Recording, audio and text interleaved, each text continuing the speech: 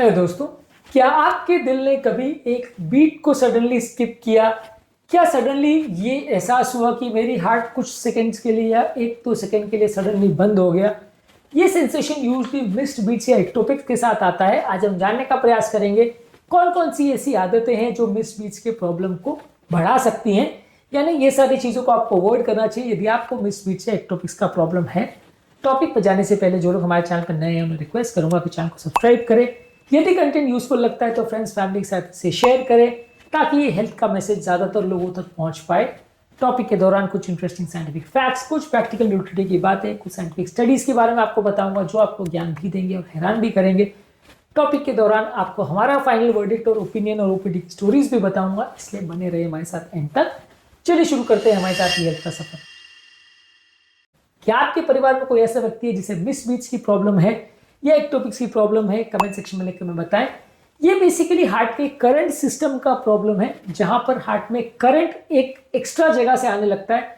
Normal व्यक्ति के heart में एक जगह से करंट आता है, वो दूसरी जगह ट्रांसमिट होता है, यानी कि एक पर्टिकुलर सोर्स ऑफ करंट रहता है जिसे साइनस नोड बोलते हैं, और ये पूरे हार्ट में करंट प्रोवाइड करता है।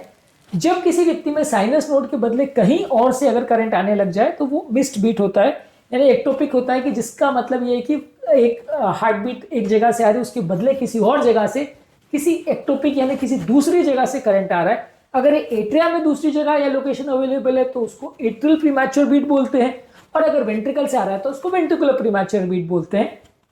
अगर ये एक्टोपिक बीट ज्यादा आ रहे हैं तो वो एक पॉज क्रिएट करते हैं, जिसकी वजह से आपको ये एहसास होता है कि आपकी हार्ट एक बीट मिस हो गई है, क्योंकि वो एक बार एक्टोपिक आता है तो उसके बाद हार्ट थोड़ी देर के लिए स्टैंड स्टिल पर चला जाता है। उसकी लगभग 1-8 सेकंड के बाद वो धड़कना चालू करता है, तो लगभग 1-2 सेकंड के लिए आपको एहसास होता है कि आपका हार्ट या तो मिस कर गया है बीट या कुछ गड़बड़ हुई है अंदर। ये जो प्रॉब्लम है ये चाय कॉफी या कैफीन पीने से ज्यादा हो सकता है। एक क्रेव ट्रायल करके थी जिसमें 100 एडल्ट्स पर उन्होंने एनालाइज किया था कि इन लोगों ने बहुत ज्यादा मात्रा में जब चाय कॉफी पी तो 54% पेशेंट्स में पीवीसी यानी प्रीमैच्योर वेंट्रिकुलर कॉन्ट्रैक्शन ज्यादा था एज कंपेयर टू जब वो कॉफी नहीं ले रहे थे।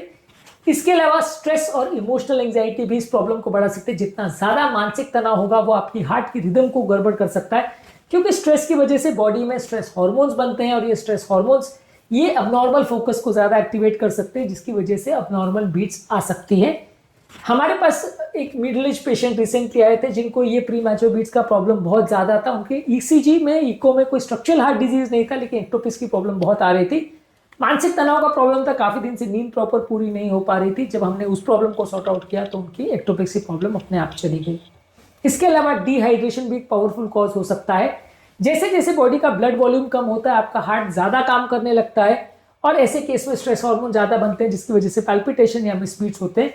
इसके अलावा बॉडी में अगर कोई इलेक्ट्रोलाइट्स या नमक का प्रॉब्लम है तो भी ऐसा हो सकता है। बॉडी में इलेक्ट्रोलाइट इंबैलेंस की वजह से भी मिस बीट्स की प्रॉब्लम ज्यादा हो सकती है। हमारे पास रिसेंटली एक पेशेंट आए थे जो लॉन्ग जिम सेशंस के बाद जिनको ये प्रॉब्लम ज्यादा हो रही थी और उनको हार्ट में मिस बीट्स का सेंसेशन ज्यादा होता है। हमने उन्हें ज्यादा पानी लेने की सलाह दी और बिना प्यास लगे भी 2-3 लीटर पानी पीने की सलाह दी, तो उसके बाद उनकी प्रॉब्लम कम हो गई। इसके अलावा अगर आप ज्यादा मात्रा में अल्कोहल लेते हैं या निकोटीन लेते हैं, स्मोकिंग करते हैं, तो ये भी आपके अबनॉर्मल फोकस को ट्रिगर कर सकता है। इसमें भी मिस बीट्स होने का चांस बढ़ जाता है। यदि आपकी नींद डिस्टर्ब है और आपको रेस्ट प्रॉपर नहीं मिल पा रही है, इनएडिक्वेट स्लीप हो रही है, तो स्लीप की क्वालिटी कॉम्प्रोमाइज होने की वजह से भी बॉडी का स्ट्रेस हार्मोन एक्टिवेट होता है। इससे भी अबनॉर्मल एक्टोपिक फोकस एक्टिवेट हो सकता है। इसके अलावा आपका दिन भर का सर्काडियन रिदम भी इन्फ्लुएंस करता है। अलग अलग टाइम पर भी अलग अलग लोगों को बहुत ज्यादा एक्टोपिक बीट्स का प्रॉब्लम आ सकता है। ये आपके बॉडी के टाइम साइकिल और डे साइकिल पर जो स्ट्रेस हार्मोन्स के बनने और कम होने का लेवल्स होता है उस पर डिपेंड करता है। इसके अलावा आपके खाने में या मेडिसिन में अगर कोई स्टिमुलेंट्स अवेलेबल है, जैसे डाइट पिल्स है, एनर्जी बूस्टिंग पिल्स है, तो इनसे भी एक्टोपिक्स का प्रॉब्लम बढ़ सकता है। इसके अलावा अगर किसी व्यक्ति को कोई स्ट्रक्चरल हार्ट डिजीज है या हार्ट की कोई ऐसी बीमारी है तो वैसे व्यक्ति को भी इस तरह की प्रॉब्लम ज्यादा हो सकती है। इसके अलावा अगला इंपॉर्टेंट पॉइंट है कि यदि आप बहुत ज्यादा मात्रा में हेवी मील खाते हैं, खासकर रिच और फैटी फूड, तो इससे भी कई बार एक्स्ट्रा ब्लड सप्लाई पेट की तरफ डाइवर्ट हो जाता है, ज्यादा ब्लड लगता है पेट को, इससे भी वेगल टोन बढ़ जाता है और इसकी वजह से भी एक्टोपिक्स बढ़ सकते हैं। यदि किसी व्यक्ति का बॉडी का पोस्चर बार बार चेंज होता है तो ये सडन चेंज ऑफ पोस्चर भी बॉडी के ब्लड प्रेशर और फ्लूइड के बैलेंस को चेंज कर सकता है, आपके करंट कंडक्शन सिस्टम को अफेक्ट कर सकता है। इससे इसके बीट्स या मिस बीट्स का प्रॉब्लम ज्यादा हो सकता है। इसके अलावा बॉडी में अगर पोटेशियम, मैग्नीशियम और कैल्शियम आयंस का अगर कोई प्रॉब्लम है, चाहे डाइट की वजह से, सप्लीमेंट्स की वजह से या स्वेटिंग की वजह से, तो इससे भी मील स्पीड्स का प्रॉब्लम बढ़ सकता है। यदि किसी व्यक्ति को चाय कॉफी ज्यादा लेने की आदत है और वो सडनली अपनी चाय कॉफी को बंद कर देता है, तो इसकी वजह से भी मील स्पीड्स का प्रॉब्लम आ सकता है। यदि कोई व्यक्ति किसी दूर कंट्री से आया है और फ्लाइट में ज्यादा टाइम स्पेंड करने की वजह से उसको जेट लैग हो रहा है, तो वैसे व्यक्ति को भी स्लीप डिस्टर्बेंस होने की वजह से आपका एक्टोपिक बीट्स की प्रॉब्लम बढ़ सकती है। बहुत ज्यादा अगर मेंटल स्ट्रेस हो और खासकर अगर वो सडनली आए, तो ऐसे केस में भी मील स्पीड्स की प्रॉब्लम बढ़ सकती है। कुछ रिक्रिएशनल मेडिसिन जैसे कोकेन, मारिजुआना और कुछ लीगल स्टिमुलेंट्स जैसे एम्फेटामिन्स, ये सारी चीजें भी मील स्पीड्स की प्रॉब्लम को बढ़ा सकते हैं।